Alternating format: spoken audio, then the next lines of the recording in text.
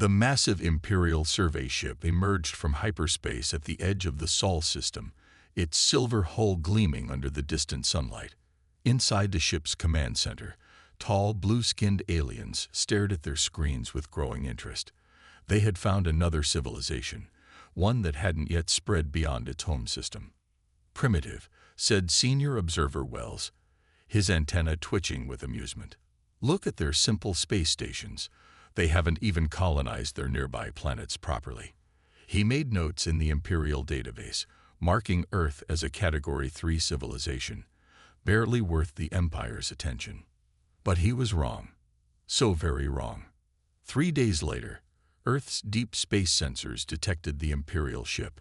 Instead of panic, the response was calm and organized.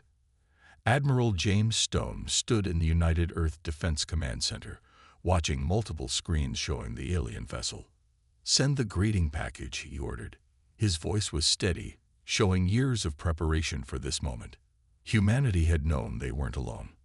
They had been getting ready. The Imperial ship received Earth's message, a simple request for peaceful contact, transmitted in multiple formats. The aliens were surprised by how quickly humans had detected them and how organized their response was. A week later, the first meeting was arranged on the International Space Station. Admiral Stone led the human delegation, while Imperial Consul Marcus represented the Empire. The contrast between them was striking. Stone in his plain blue uniform, Marcus in flowing robes covered with glowing symbols of rank. "Welcome to Earth," Stone said, extending his hand in greeting. "We hope to establish peaceful relations with your people." Marcus ignored the offered hand. His translator converted his words to English. "The Empire welcomes another world to its embrace. Your civilization will benefit greatly from Imperial guidance and control." The temperature in the room seemed to drop. Stone's expression didn't change, but his eyes hardened. "I believe there's been a misunderstanding. We're not looking to join any empire. Earth and her colonies wish to remain independent." Marcus laughed, a harsh sound that made his guard smile. "You misunderstand. Primitive. This is not a request. The Empire grows. The Empire rules. This is the natural order." Stone looked at the alien delegation carefully. He noticed their standardized equipment, their identical weapons, their rigid postures. Everything about them spoke of order, hierarchy, and inflexibility. That was good. That was something humans could use. "Consul Marcus," Stone said quietly, "I strongly suggest you reconsider. We don't want war. But if you force this issue, you will not like the results. Are you threatening the Empire?" Marcus stepped forward, his robe swirling. "Your entire system has fewer ships than a single Imperial battle group. Your technology is centuries behind ours. What could you possibly do?" Stone smiled, but the expression didn't reach his eyes. "We're not threatening you. We're warning you. Humans don't like being pushed. We don't like being controlled. And we are very, very good at fighting when we have to. The Empire has ruled for 10,000 years, Marcus said. We have conquered 1,000 worlds. Your warnings mean nothing." As the Imperial delegation prepared to leave, Stone made one last attempt. "Look at our history, Consul. Look at how we fight. Look at how fast we advance when we're threatened. You're making a mistake." "The Empire does not make mistakes," Marcus said. "You have one standard month to prepare your world for Imperial rule. After that, we will come. Resist, and you will learn why the Empire has never lost a war." Stone watched the Imperial shuttle leave the station. Behind him, his communication officer waited for orders. "Send word to command," Stone said quietly. "Tell them to activate the Defender Protocol. And send my personal message to all commands." "What's the message, sir?" Stone turned away from the viewport, his face grim. "The message is, they wouldn't listen. Get ready to show them why they should have." As the Imperial ship vanished into hyperspace, humanity began to prepare. They had warned the Empire to run. Soon, they would show them why. 1 month after the warning, the Imperial fleet arrived. 200 warships jumped into the solar system, their massive hulls blocking out the stars. Each ship was identical. Perfect, standardized Imperial engineering. Fleet Commander Robert watched them from the bridge of Earth's defense station near Mars. 200 ships, just as our spies predicted, his tactical officer reported. They're forming their standard attack pattern. Robert nodded. The Empire always used the same tactics, the same formations, the same strategies. That was their weakness. Launch our ships. Defense pattern Delta. 50 Earth ships moved into position. They were smaller than the Imperial vessels, rougher looking, and each one was different from the others. The Empire saw this as proof of human weakness. They were wrong. On the Imperial command ship, General First Class Drew watched the human fleet with amusement. 50 ships. They send 50 ships against the might of the Empire. He turned to his subordinates. Begin the standard pacification pattern. Show these primitives the cost of defiance. The Imperial ships moved forward in perfect formation, their golden energy weapons charging. They had used these same tactics to conquer 1,000 worlds. But Earth wasn't like those other worlds. They're in position, Robert's tactical officer said. All ships report ready. Robert pressed a button on his command chair. All ships, execute plan surprise. Show them what humans can do. The Imperial fleet fired first, their golden beams slicing through space. But something impossible happened. The human ship shields didn't just block the attacks. They changed color, shape, and pattern with each hit. What's happening? Drew demanded, watching his weapons have no effect. How are their shields doing that? Sir, an Imperial technician called out. Their shields are learning. They're adapting to our weapons. Robert allowed himself a small smile. The Empire had used the same shield technology for 500 years. Humans had developed adaptive shields in just 20 years of preparation. All ships, attack pattern chaos, Robert ordered. The Earth fleet broke formation, each ship moving in seemingly random directions.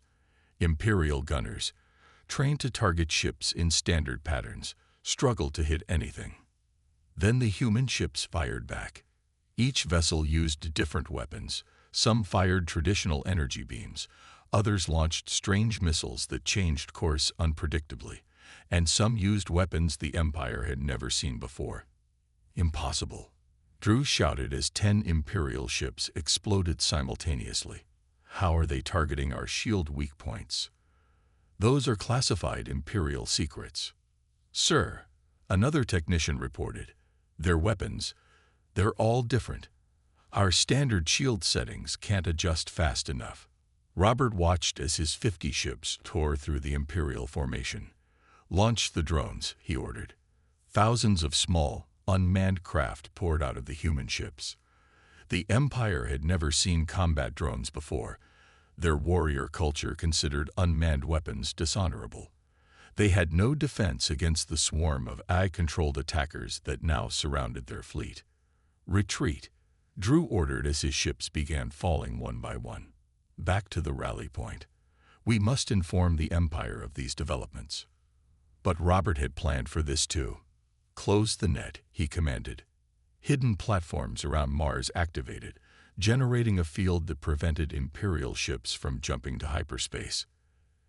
The Empire, who had always relied on being able to retreat and regroup, found themselves trapped. In 20 minutes, it was over. Of the 200 Imperial ships that arrived, only 50 managed to escape when the humans deliberately opened a hole in their blocking field. The Empire needed to survive to deliver the message. Humanity was not to be underestimated. On his command station, Robert sent a message to Earth Defense Command. First battle concluded. Enemy underestimated our capabilities, just as predicted. Defensive technologies performed above expectations, sending full battle data for analysis and improvement. In the Imperial capital, far across the galaxy, the news of the defeat caused shock and outrage. The Empire had lost more ships in one battle than in the last 100 years of conquests. How? The Imperial Council demanded. How could primitives do this? The answer was simple, though the Empire couldn't understand it. Humans had spent their entire history fighting, adapting, and improving. They had warned the Empire to run. Now, they would show them why that warning should have been heeded. And this was only the beginning. The Imperial War Council was in chaos.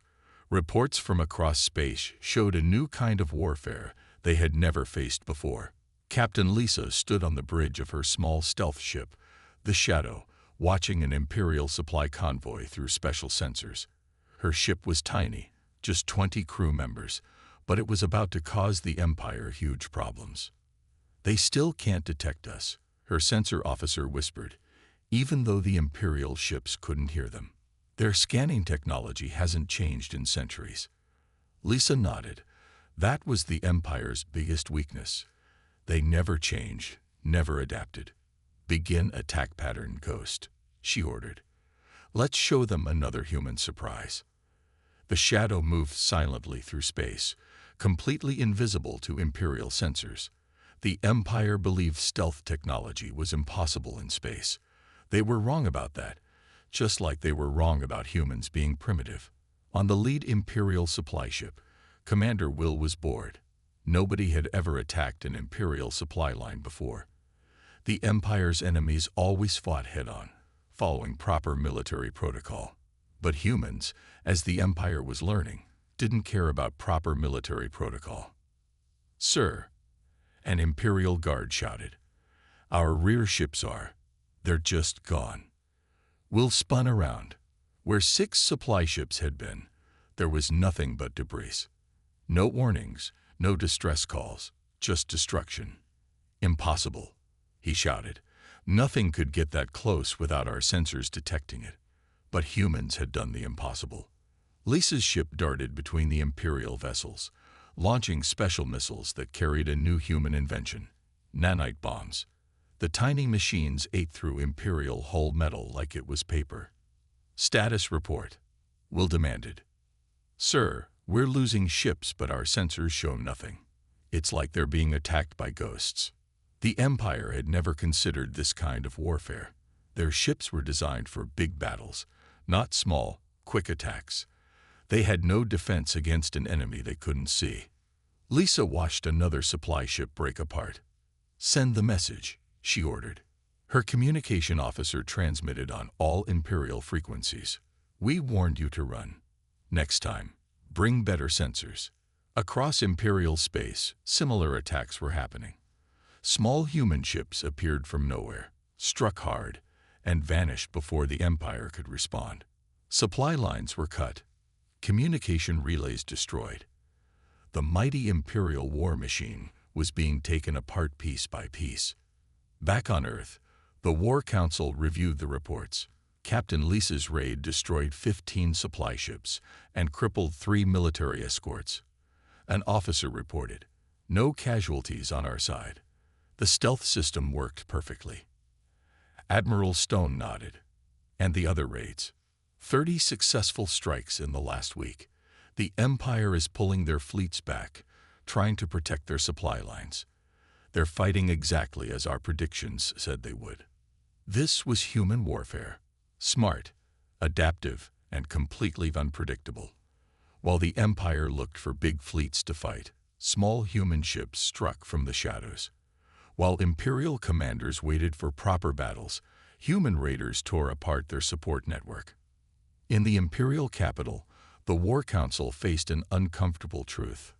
"How do we fight an enemy we cannot see?" One general asked. "How do we battle those who refuse to follow the rules of warfare?" The answer, of course, was that they couldn't. Every Imperial attempt to adapt was too slow, too rigid. By the time they developed a defense against one human tactic, Earth's forces had already developed 3 new ones. On her ship, Lisa prepared for another raid. "The Empire still doesn't understand," she told her crew. "They think war has rules, that there's a proper way to fight. But humans know better. We do whatever works. We adapt. We survive." Her words spread through the human fleet. While the Empire's massive ships patrolled space, looking for enemies to fight. Dozens of small human vessels slipped past them, striking targets the Empire had thought were safe. "Send word to command," Lisa said after another successful raid. "Tell them Phase 3 is working perfectly. The Empire is learning, but too slowly. They still think they can win by being bigger and stronger." She looked at the stars, knowing that somewhere out there, the Empire was finally beginning to feel fear. They should have listened when we warned them to run. Now they'll learn why humans have survived everything our own world could throw at us. And Earth was far more dangerous than the Empire. The guerrilla war continued, and with each passing day, the mighty Empire learned a hard lesson. Sometimes the most dangerous enemy is the one you can't see coming. The Grand Imperial Council chamber had never been so quiet. 12 high-ranking generals sat around the massive golden table, watching a hologram of their latest defeat. The recording came from a captured ship's data core, showing how a single human vessel had destroyed 3 Imperial warships in less than 5 minutes. "Impossible," General Will muttered, his blue skin pale with worry. "These humans, they're changing their tactics every battle. No species has ever adapted so quickly." High General Thomas, the oldest member of the council, pointed at the hologram. "Look at their ship design. Last week, their vessels had visible engines. Now they're completely hidden. They're evolving their technology during the war." The recording showed something else that terrified the Empire: human soldiers boarding an Imperial ship. Unlike the Empire's warriors who fought in strict formations with standard weapons, the humans moved like water, adapting to every situation, using the Empire's own corridors as weapons. "We've lost 60% of our supply lines," another general reported. "Our colonies are asking questions we cannot answer. How can the mighty Empire be losing to a single system species?" They had captured a human ship 2 days ago. What they found inside shook the Empire to its core. The ship's computer showed that humans had gone from simple combustion engines to space travel in less than 100 years. The Empire had taken 1,000 years to achieve the same progress. "Their adaptation rate is beyond anything we've seen," the chief scientist reported. "They learn from every battle. They improve their technology after every encounter. It's like fighting an enemy that grows stronger every time we hit them." In another part of the galaxy, on the Imperial colony world of New Hope, things were getting worse. The colonists watched their screens as another human broadcast played across the Empire's communication networks. "We don't want your worlds," Admiral Stone's voice declared. "We don't want to destroy your empire. We just want to be left alone. Ask your leaders why they're sacrificing your ships and your people in a war they were warned not to start." The message was having an effect. 3 Imperial worlds had already sent secret messages to Earth, asking for peace talks. The Empire's iron grip was starting to crack. Back in the council chamber, an intelligence officer brought more disturbing news. "The humans are winning the information war," he reported. "Their broadcasts are reaching our colonies. People are asking why we attacked a species that just wanted to be left alone." "Then we'll shut down the communication networks," General Will shouted. "We can't," the officer replied. "The humans have found ways to hijack our emergency channels. If we shut down regular communications, they'll just use those." The Empire had always relied on strict control of information, but humans had turned their own communication network into a weapon. Every defeat, every failed attack, every lost ship was now known across Imperial space. High General Thomas stood up slowly. "We must face the truth," he said. "We made a terrible mistake. These humans, they're not like other species. When we attack others, they either surrender or fight until they're destroyed. But humans get stronger. They learn. They adapt. Are you suggesting we retreat?" General Will asked, shocked. "The Empire has never retreated. The Empire has never faced humans before," Thomas replied. "Look at their history. We found it in their captured databases. Their whole existence has been endless adaptation. Their planet tried to kill them with ice ages. They adapted. Their own weapons threatened to destroy them.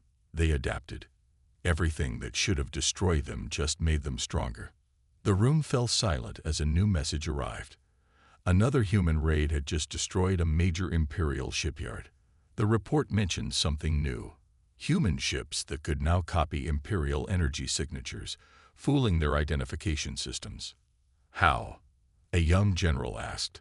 How are they developing new technology so fast? Because that's what humans do, Thomas said quietly. They warned us to run. Instead, we attacked. Now we're facing an enemy that treats war like a learning experience. Every weapon we use teaches them. Every battle makes them stronger. As if to prove his point, another alarm sounded. A human fleet had just appeared near the Imperial capital itself. Somehow, they had learned to navigate the Empire's secret hyperspace routes.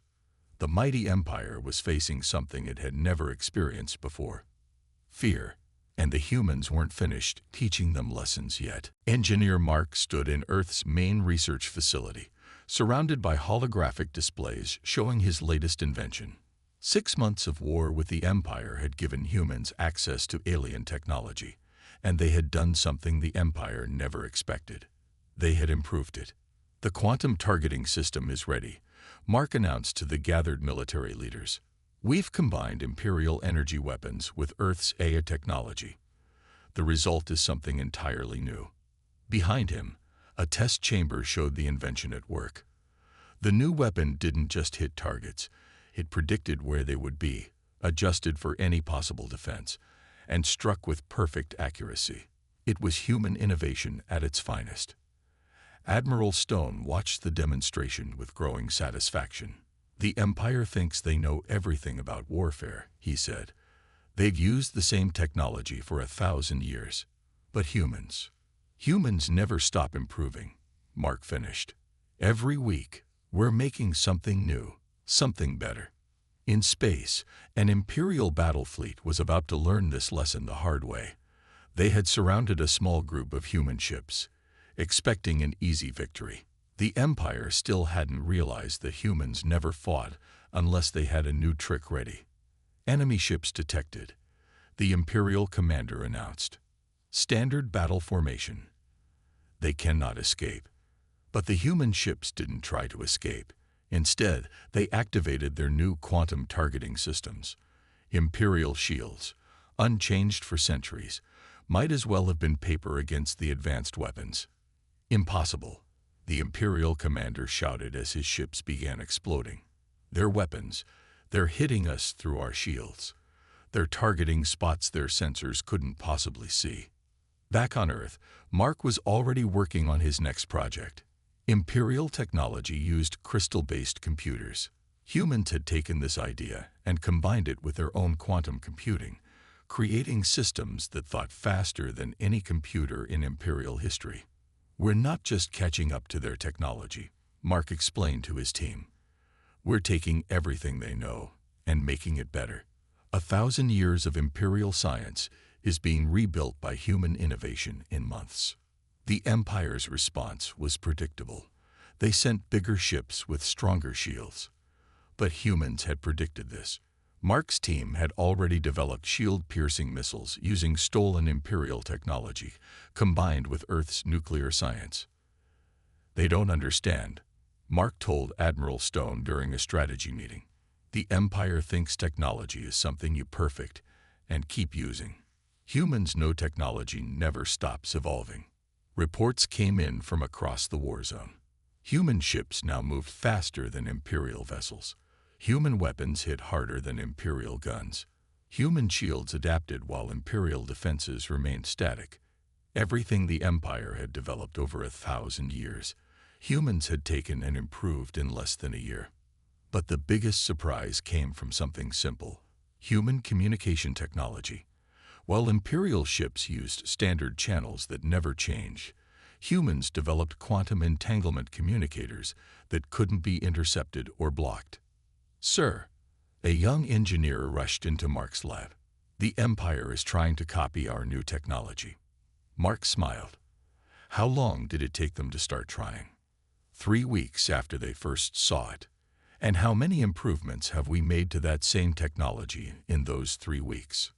7 major upgrades, sir. That was the difference. The Empire tried to copy while humans kept creating. Every time the Empire thought they had caught up, humans had already moved forward. In his lab, Mark looked at his newest project, a fusion of Imperial energy technology and human AI that would change the nature of space combat forever. "Send word to the fleet," he told his assistant. "The new systems are ready for installation. And tell them this is just the beginning." Across human space, ships were being upgraded, weapons were being improved, and new technologies were being created. The Empire had started this war thinking humans were primitive. Now they faced an enemy that took their best technology and made it better. "They should have listened," Mark said, watching human ships testing their new weapons. "We warned them to run. Instead, they showed us their technology, their weapons, their defenses. Everything they spent 1,000 years building, we're rebuilding better. And we're not done yet."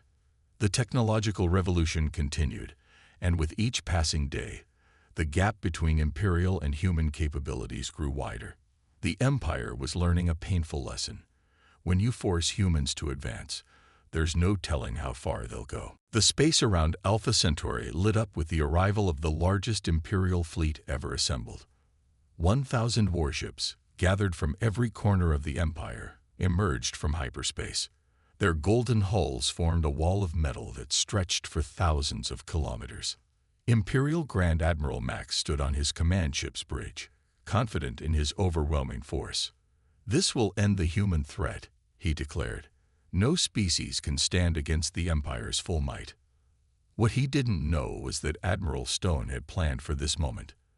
The humans had let rumors leak about their main fleet gathering at Alpha Centauri. The Empire had taken the bait, just as Stone predicted they would. "Enemy fleet detected," Stone's tactical officer reported from their hidden position. 1,000 ships, exactly as our spies reported.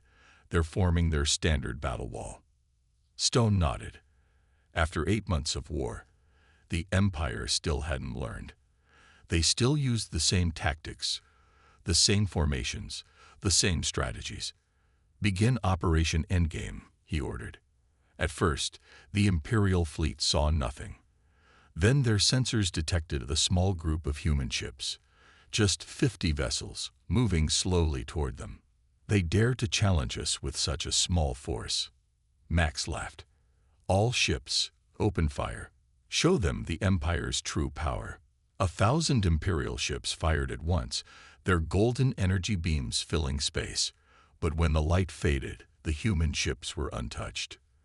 Their new quantum shields, developed by combining Imperial and human technology, had absorbed every shot. "Impossible," Max shouted. But that was just the beginning.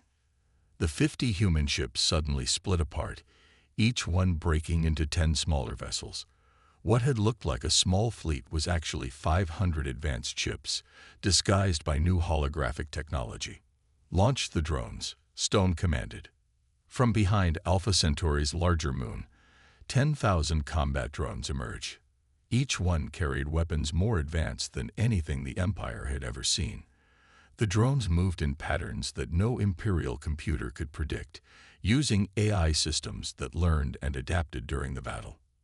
"Sir, we can't target them," an Imperial officer cried. "Their movement patterns make no sense." Then came the biggest surprise. The human ships activated their new quantum drive systems. They didn't just move fast. They seemed to bend space itself, appearing and disappearing across the battlefield. "This is Admiral Stone to all ships." Stone's voice broadcast across all frequencies. "Execute final protocol." The human fleet's new weapons activated. Beams of energy that could pierce any Imperial shield. Missiles that could think for themselves. Electronic warfare systems that turned Imperial ships' own computers against them. "Fall back," Max ordered as his ships began exploding. "Retreat to safe space." But Stone had planned for this too. Hidden platforms around the star system activated, creating a web of quantum disruption fields. The Empire's hyperspace drives wouldn't work. "You can't trap an entire Imperial fleet," Max shouted over the communication channels. "This is impossible." "We warned you," Stone replied calmly. "We told you to run. Instead, you showed us all your technology, all your tactics, all your strategies. We learned from every battle. We improved everything you had. And now, the battle became a slaughter. Imperial ships, still fighting with thousand-year-old tactics, fell before weapons and strategies they couldn't understand. Their rigid formation, once their pride, became their death trap. In just 2 hours, 800 Imperial ships were destroyed or captured. The remaining 200 surrendered, something that had never happened in Imperial history. "Send word to Earth," Stone ordered. "Tell them Phase 6 is complete. The Empire's main fleet is defeated." On his command ship, now floating dead in space, Grand Admiral Max finally understood. The Empire had spent 1,000 years perfecting their way of war. Humans had taken one look at it, found all its flaws, and built something better.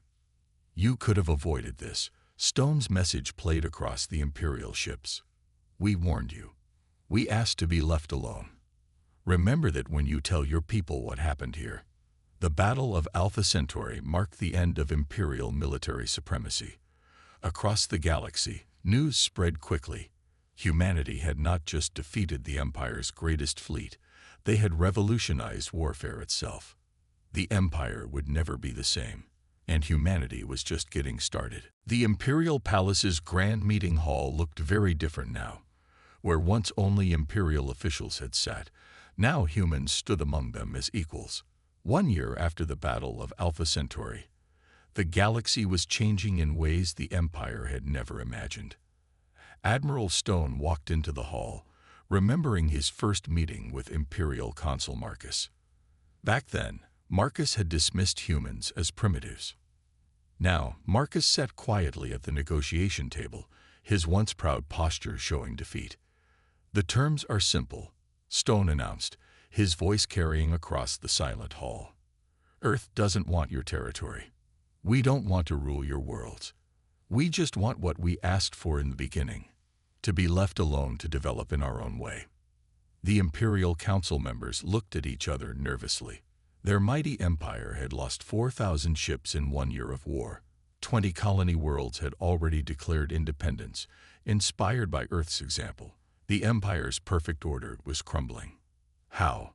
Marcus finally asked, his voice tired. "How did you defeat us so completely?"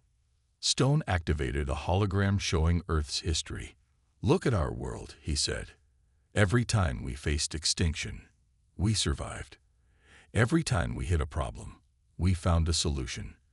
Humans don't know how to stop improving, how to stop adapting." The hologram showed Earth's rapid progress, from simple farms to space travel in just a few centuries. The Empire had taken thousands of years to achieve the same progress. "Your Empire's greatest weakness was its strength," Stone explained. "You thought you had perfected everything. You stopped looking for better ways. Humans never stop looking." In space, the changes were already visible. Several Imperial worlds had started using human technology, which was now far ahead of Imperial standards. Earth ships could cross the galaxy in half the time of Imperial vessels. Human weapons and defenses had made traditional Imperial warfare obsolete. "We offer peace," Stone continued. "Real peace, not submission. The galaxy is big enough for all of us. We'll share our advances in medicine and technology. We'll help establish free trade. But any world that wants independence must be allowed to choose its own path." Marcus looked at the treaty document in front of him. "And if we refuse?" Stone's expression remained calm. "Then we'll continue demonstrating why we warned you to run. Our ships can reach your capital in hours now. Our technology improves every day. How long do you think your empire would last?" The choice was clear. One by one, the Imperial Council members signed the treaty. 1,000 years of absolute Imperial rule ended with a few simple signatures. There will be changes, the High Council leader announced to all Imperial worlds. The Empire will no longer demand submission. We will learn to coexist, to trade, to grow. The humans have taught us that there is always room for improvement. As the announcement spread, celebrations broke out across the galaxy. Imperial worlds that had lived under strict control for centuries found themselves free to choose their own path. Many looked to Earth for guidance. In Earth's main shipyard, Engineer Mark watched the news with satisfaction. "They still don't fully understand," he told his team. "We didn't just beat their military. We showed the galaxy a better way. Change isn't something to fear. It's something to embrace." The next few months saw rapid changes. Earth established trade routes with independent worlds. Human technology spread quickly, improving lives across the galaxy. The Empire, learning from its defeat, began encouraging innovation instead of suppressing it. Admiral Stone stood on the observation deck of his ship, watching Earth's first diplomatic fleet prepare to explore beyond the Empire's borders. "Send a message to all ships," he ordered. "Tell them to remember our history. Tell them to remember how this war started and how it ended." The message was simple. We warned them to run, but in the end, we taught them to grow instead. This is the human way. We don't just survive. We help others thrive. The galaxy is entering a new age, and humanity will help lead the way. Across space, humans and aliens work together, building something new. The Empire had wanted to control humanity. Instead, humanity had shown them a better path, one of constant growth, adaptation, and improvement. The war was over. The real adventure was just beginning.